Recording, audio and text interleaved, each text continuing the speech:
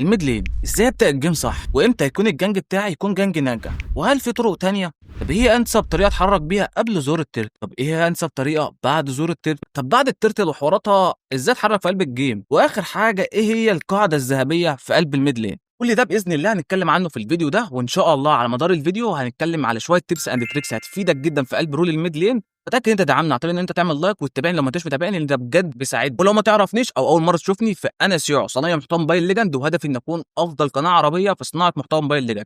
عارف هدف كبير، طريق طويل، وباذن الله احققه. فاتاكد ان انت تشترك في قلب القناه، ويلا بينا. ازاي تبدا الجيم صح، او بمعنى اخر البدايه؟ في عندي عاملين رئيسيين هم اللي بيحددوا كانت بدايتك ناجحه ولا مش قوي. اول حاجه منهم وهي نوع الحذاء بتاعك. هنقسم الابطال بتوعنا لثلاث فئات: نوع بيستهلك مانا، ونوع ونوع عالي مش فارقه معاه المانا قوي.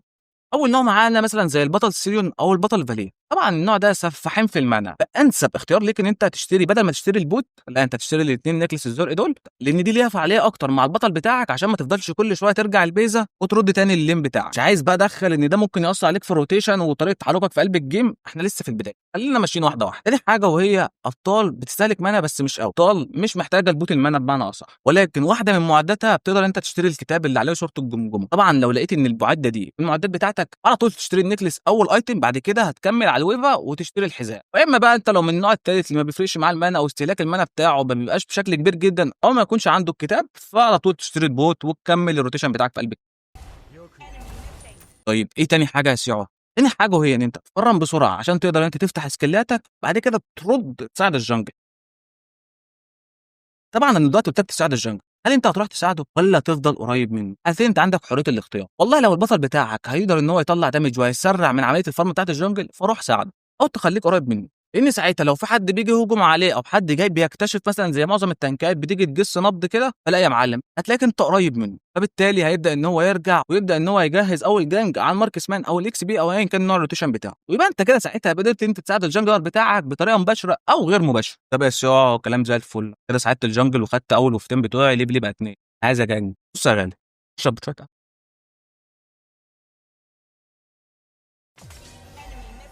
طب امتى يكون الجنج بتاعي ناجح؟ عشان تقدر ان انت تعمل جنج ناجح لازم يتوفر واحده من الشروط دي، وممكن يكون كلهم عادي. اول حاجه ان يكون الانمي دمه قليل، فبالتالي تقدر انت تخش عليه وتموته بكل سهوله.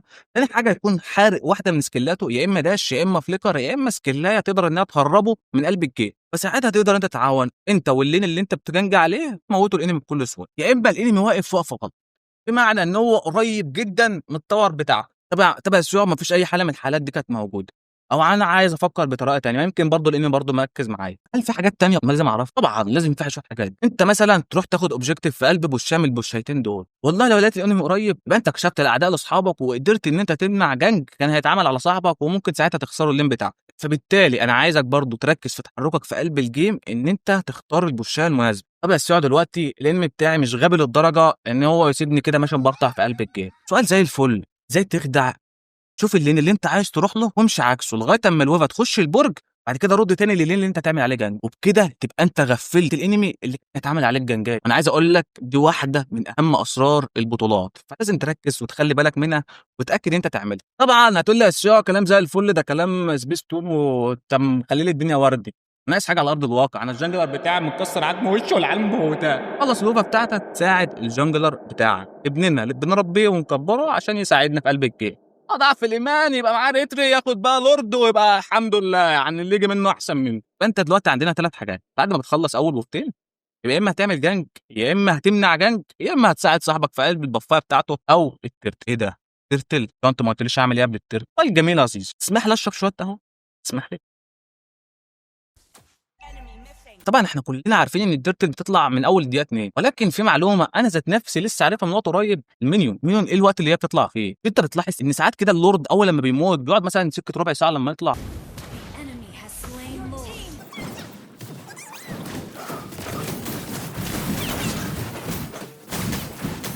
وساعات كتيره جدا بتلاقي طالع. سالتش نفسك ليه؟ هو ده اللي انا دورت عليه وقدرت ان انا الاقي له اجابه. نبني عليها معلومه دلوقتي. انت عندك كل دقيقه المينيون بيطلع وفتين منهم، مره في الثانيه 10، مره في الثانيه 40، مره في الثانيه 10، مره في الثانيه 40. كلام زي الفل يا اشياء، استفاد منها بقى المعلومه دي. طب قبل ظهور التلت دي يعني ما قبل الدقيقه 2، وانا هختص دقيقه 1 ثانيه 45، هتلاقي دايما الويفا اللي بتطلع قبل الترتل هي اللي بتطلعك ليفل 4. مظبوط، كلام زي الفل.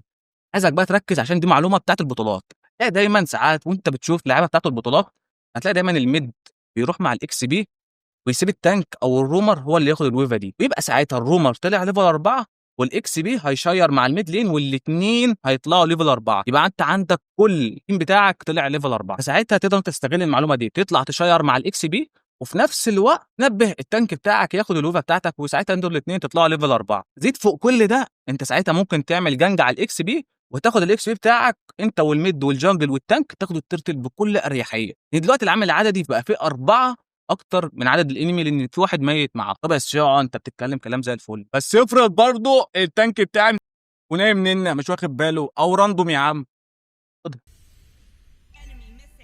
وقت ظهور الترتل. طب وقت ظهور الترتل تعمل ايه؟ والله بص، انت هتشوف نوع البطل بتاعك وهتبدا انت تستخدم واحده من الثلاث استراتيجيات دول. والله انت البطل بتاعك براست ده مش يعني بيستهدف واحد بس، ساعتها تقدر انت تقف واحده من البوشات ستاند ان. انت لو كان في انمي جاي عايز ياخد الترتل تقوم راح انت مستني الجنجلر مموت. طب يا سيعو الت بتاعي بيطلع ضرر سحر مستمر زي مثلا تشانج والسيليون او جورد. ببساطه معاك الت بيطلع ضرر سحر مستمر، استخدمه في ان انت تساعد الجنجلر بتاعك، سواء ترتل لورد ساعده ما فيش مشكله لما تحرق التك على الترتل او لورد، مش هيقول لك الله اللي ما، لا استخدمه عادي. هو بس يقعد كلام زي الفل. انا بلعب بايه؟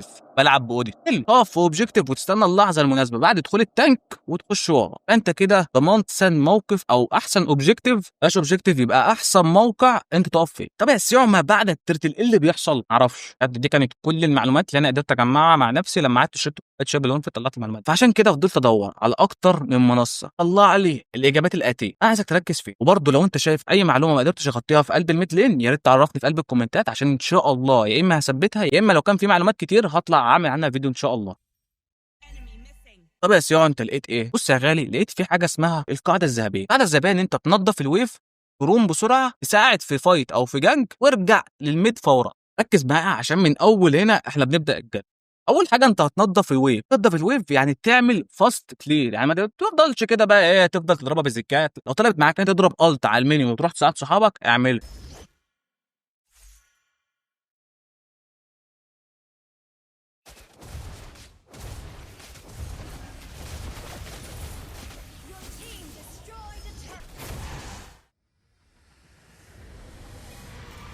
ودي بنلاحظها في اوقات كتير لما بيكون اللورد داخل عليك وانت عايز تعمل كتير بسرعه، يا تضرب الالت على اللورد يا تضرب الالت على المينيون وتروح تساعد صحابك. كل ده عشان ما تخسرش لو واحد من صحابك ممكن تخسر نفسك بسبب عامله زي دي. عشان كده لازم تعمل فاست كلير، بعدها تروح تروم بسرعه. يعني ايه روم بسرعه؟ روم بسرعه ان انت تتحرك بسرعه في قلب الجيم. اسم النبي حرصك وصينك وضمنك ياد لامك وحبايبها وجيرانها وجيران الجيران. انت تقدر ساعتها تعمل حاجه من الاثنين، تساعد صحابك ان انت تعمل كيل يا اما تعمل جنج ناجح. طب يا سيوع الكلام ده مبهم جدا، يعني ايه روم بسرعه؟ ايه اصلا التحركات الامنه اللي انا اتحركها في قلب الجيم بعد ما اعمل جنج؟ اصلا انت ما قلتليش على ده يا سيوع. وايه يعني اعمل جنج او اعمل جنج ناجح؟ انت برضه ما عرفتنيش دي. حلو جدا السؤال ده منك، ركز معايا وانا هاخد السؤالين بتوعك وهرد عليهم واحده واحده. اول سؤال، هي المنطقه الامنه اللي انت تمشي فيها في قلب الجيم. انت بعد ما بتعمل الجنج بتاعك رجوعك للميد لين هو ده سر الجنج الناجح. يبقى انت كده عملت جنج ناجح. يعني ايه؟ يعني مثلا مش بعد ما انت تعمل جنج ممكن يكون الانمي مستنيك في قلب بوشاه من البوشات دي. هي بوشات خطر جدا جدا جدا ان انت ترجع منها. ممكن يكون الانمي مستنيك، ممكن يكون الميد لين، ممكن يكون الجنجلر، ايا يكن، فهي منطقه خطر. عشان كده دي انسب طرق ترجع بيها لقلب الميد لين، ولكن تبقى انت محافظ بيها على نفسك. طيب دي اول جزئيه. ايه جنج ناجح؟ يعني ايه بجيب الكل او اعمل جنج ناجح؟ يعني ايه الكلمتين دول؟ مش الاثنين دول واحد؟ ان انا اروح اهجم على حد وموته يبقى انا كده عملت جنج ناجح؟ الجنج الناجح بالنسبه لي ان انت تلغي الدور الانمي اللي ضدك في قلب اللي انت بتعمل عليه جنج. بمعنى انت مثلا الويفا جايه والانمي جاي، تعمل حاجه من الاثنين، هتموته كان ساعتها تقدر انت تعمل كلير وتخش تاخد البرج، يا اما هتخلي دمه لو. طب يا سيوف في حاله ان انا رجعته هستفاد ايه؟ ما هو رجع. هتستفاد كتير جدا ان انت خدت الويفا وضيعت عليه ويفا. تاني حاجه لو كان في جولد الطوار يبقى انت زودت من الفارم بتاعك فارم صاحبك، فدي افضليه ليك. ممكن يكون احسن ان انت كسرت البرج. ما تبصش بس ان انت لازم اموته، لا سيبه يرجع. ايه المشكله يا عم؟ سيبه يرجع، هيرجع تاني وهموته، فاهم؟ لان هو حرق سكيلاته، فاصبح المره الجايه لما اجي اعمل عليه جنج تاني هو هيكون مكشوف قدامي، فهستنى له غلطه واحده بس استغلها ضده، يبقى انا كده عملت جنج ناجح. بس شو عندي سؤال تاني. قاعد كده بسرح في قلب الجنج بفضل نايم، ممكن اصلا الانمي يكون دمه لو ويفضل يهوشني، يفضل يدخل ويخرج ويفضل يعدي عليه وفتين، وفي مد الانمي عمال يخش يكسر البرج بتاعي.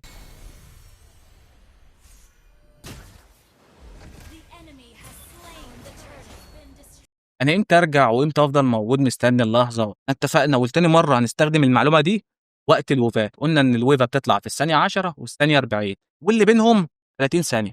هنقول مثلا ادي لنفسك يا عم 40 ثانيه، 40 ثانيه حد اقصى ليك في قلب الويفه، 40 ثانيه انت واقف في قلب اللين اللي انت هتعمل عليه جنب. ده وقت كبير جدا على فكره يا جدعان، لان الوقت ده لو قدرت انت تضرب سكلاتك موتته رجعته، او هو حتى موت حد من صحابك او ايا يكن ما حصلش اي حاجه، ارجع لللين بتاعك عشان ما تخسرش الفارم بتاعك او الانمي اللي ضدك او الجنجل يروح يكسر البرج بتاعك، ودي بتشوفها كتير جدا في الليج جيم. فعشان كده واحده من القواعد الاساسيه ان انت ما تطولش في قلب الجنجل خالص. طب دلوقتي يا سواء عارف ان انا ما اطولش، بس برضه عندي مشكله. حياة النبي محمد دي اللي تجيب لي جلطة. اما تضحك، حتى يجي لي اما تضحك يا اخي. حياة النبي محمد. ان انا بقف في بوشات غلط. بص يا غالي، دي احسن اماكن ميد لين يقف فيها، ولكن استخدمها بذكاء. اعرف ان الانمي ذكي برضه، يعني مثلا ما تروحش تقف في بوشايه او في ويفه معديه، لا استنى لغايه اما الويفه تخلص تخش تستخبى فيها عشان تقدر انت تكسب عنصر المفاجاه على الانمي وما يقدرش ان هو يحمل اي حاجه يقدر ان هو يهرب بيها، او حتى يقدر ان هو ينده للتانك بتاعه يخش يجيبك من قلب البوشايه.